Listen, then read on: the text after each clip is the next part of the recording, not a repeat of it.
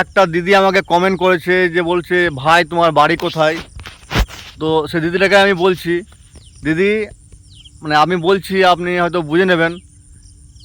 পশ্চিম বর্ধমানে বাড়ি আমার, পাথরচুর আমার গ্রাম, আর অতি সাধারণ ঘরের ছেলে আমি, বাবুলাল আমার নাম। তো যদি আশা করে বুঝে গেছেন, আর যদি না বোঝেন তো আমি আপনাকে কমেন্টে বলে দেবো। মানে আমার আইডিতে 5000 ফলোয়ার্স আছে। তো আমি যখন ভিডিও পোস্ট করি তো আমি 5000-এর কাছে মানে 5000 জনের কাছে ওগুলো আগে যাবে, কারণ সেখানে আমার প্রত্যেকটা ভিডিওতে ভিউজ 400-500, কোনোটাতে 1000, কোনোটাতে 2000 এমন।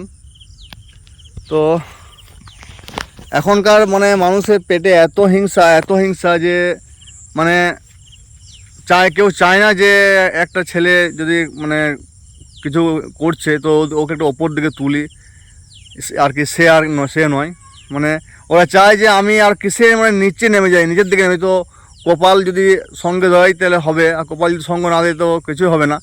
সব কিছু উপরওয়ালা হাতে। উপরওয়ালা যে বলে না যে উপরওয়ালা যখন দেয় তখন দুহাত ভরে দেয়, আবার যখন নেয় তখন সব কিছুই কেড়ে নেয়। তো এখন আমার সব কিছু কেড়ে নিয়েছে, দেয়নি কিছু। তো কখন দেবে তার আশায় আমি আছি। দেবে না দেবে কে, উনি যেটা ভাববেন যে আমাকে দেবেন, আর দেবেন না, ও তোমাকে দিলে ঠিক হবে না তো দেবেন না, কী আছে। যার মধ্যে আমি এই যে ভিডিওগুলো করে যার মধ্যে আমি টাইম পাস করেছি। আর এই যে দেখুন আমার এই এখন মাঠে এসছি ছাগলগুলো নিয়ে। সকাল থেকে প্রচুর বৃষ্টি পড়ছিল, তাই মানে 12টা 12:30 সময় এলাম। তো আমি একবার করে এই যে মাঠে ছাগল নিয়ে আসি, চাষও করি, তারপরে একটা কোম্পানিতে কাজ করি। ওতেই মানে উপরবেলা ভরসায় কোনোরকম চলে যায় আর কি।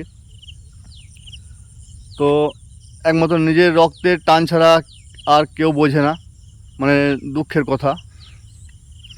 তো নিজের ঘরের লোকেই মানে সবথেকে বেশি মানে ভাবে, মানে সবথেকে বেশি নিজের দিকে নামানোর চেষ্টা করে। আপনি না আমার কথা বিশ্বাস না হলে আপনারা লাইক কমেন্টগুলো চেক করে দেখবেন যে নিজের একমাত্র রক্ত ছাড়া আর কেউ নেই আপনার পাশে। মানে পরের লোক আপনাকে লাইক কমেন্ট করবে, কিন্তু আপনার পরিজনরা কেউ করবে না, কারণ ওরা চায় না যে আমি একটু উপর দিকে উঠি। ওরা চায় যে আমি যেন আরও নিচের দিকেই নামি। কিন্তু কী করবো, আমি তো বললাম যে একমাত্র উপরওয়ালা ভরসা। যদি উনি চান তো সব কিছু হবে, আর উনি যদি না চান তো কিছু হবে না। ভগবান যেটা চায় সেটাই হবে, যেটা চায় না সেটা ভগবান যদি চায় যে আমি তোকে এটা দেবো, এটা তোর জন্য ভালো, তো ভালো। আর ভগবান যেটা চাইবে না আমি তোকে দেবো না, এটা তোর জন্য ভালো না, তো আমি চাইলেও সেটা পাবো না।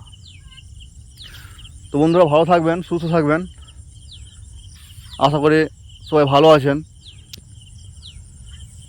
এটুকুই আমার বলার ছিল আপনাদের কাছে, আর কিছু নয়।